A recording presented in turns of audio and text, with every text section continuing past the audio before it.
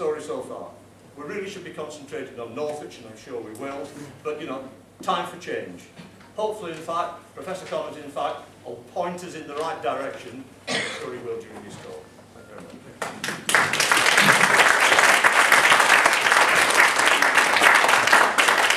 Thank you, Brian. That was very succinct, actually. If anybody can actually see through the, I don't want to say the square window because that's dating me, but if you look through the square window, that's it. That's where it's going to be. That's the proposal. It's less than 2 miles from the centre of town. It's less than 2 miles from the majority of the population of Northwich, full stop. It's there. It is going to build a small container ship in the middle of town. Well, actually not a small container ship, let's face it. It's going to build a big container ship which is going to pump out, apparently, lots of nasties. But let's hear it as what it's actually going to do. Professor Connett is an expert, is a leading authority, and we're lucky to have him. And over to you, sir. Thank you. Well, thank you very much, and thank you everybody for coming. Just an outline of my talk tonight. Start with an introduction of who I am. A few words about sustainability. More arguments against incineration. Concerns about the Tata proposal. The better alternatives. And details of the Zero Waste 2020 strategy, which is a summation of the alternatives. To introduce myself, you may be wondering about this peculiar accent that I now have. I've spent exactly half my life in England. I grew up in Sussex and Brighton, and half my life in the United States. I live in northern New York, just 20 minutes from the Canadian border. You never know when that's going to be really useful. I taught chemistry at St. Lawrence University in Canton, New York, from '83 to 2006. I have been working on waste management issues for 26 years, and like many of you, the interest began when they tried to build an incinerator in our county. It took us 5.5 years to beat that, but in the process, two things happened. One, I realized that incineration was not only dangerous, but it was stupid, that there are far better alternatives for the money that we spend. And the other thing that happened was, because I was a professor of chemistry and so-called expert, I was being invited by communities all over the United States and eventually beyond. This journey has taken me to 49 states in the United States and 54 other countries. John Lennon said it best in one of his songs. He said, "Life is what happens when you're busy making other plans." And that's really the story of my life. Anyway, most of the other over 2,500 pro bono presentations that I've given have been to communities like yourself, either fighting incinerators or mega landfill proposals. But just recently, some very exciting things have happened because the zero waste concept is really catching on. And I was very excited last year in January to be invited to the United Nations in New York City by the United Nations Commission for Sustainable Development to talk about this new idea of zero waste and what was happening around the world. Even more exciting is they invited me back to speak again in May to a larger meeting this time. So the news about zero waste is getting up. Now, a few words about sustainability. We would need 4 planets if everybody consumed like the average American, at least. We would need 2 planets if everybody consumed like a European. Meanwhile, we have India and China and other huge populations copying our consumption patterns.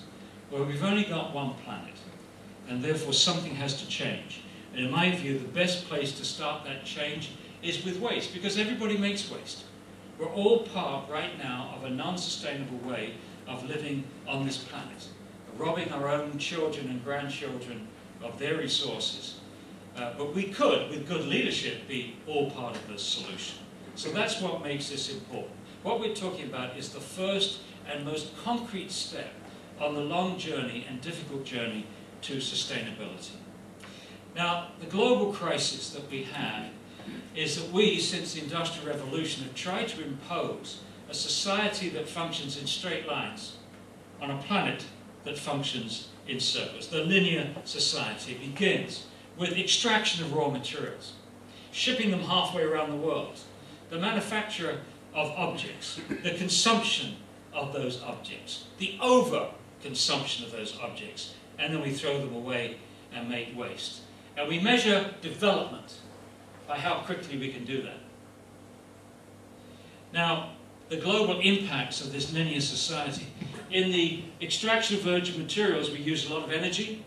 We produce solid waste, air pollution, water pollution, and carbon dioxide. Similarly, we use up more energy on the transport, more energy on manufacture, more solid waste, air pollution, etc. In fact, we produce 70 times more solid waste here in those first two steps than we see outside in our garbage. So if you look at that trash can that you put out, there are 70 cans of trash which have been produced in bringing those items to you. And all this energy use is contributing to global warming. And now what I want to do is to look at the different ways of handling waste. What impact does it make on this picture? How does it change this picture? Well, let's start with the most common form of waste management, which is landfilling. What does landfilling do to this picture? Absolutely nothing. Because if you bury something in a hole in the ground, you've got to go all the way back to the beginning and start all over again. No mitigation whatsoever. What about incineration? Same thing.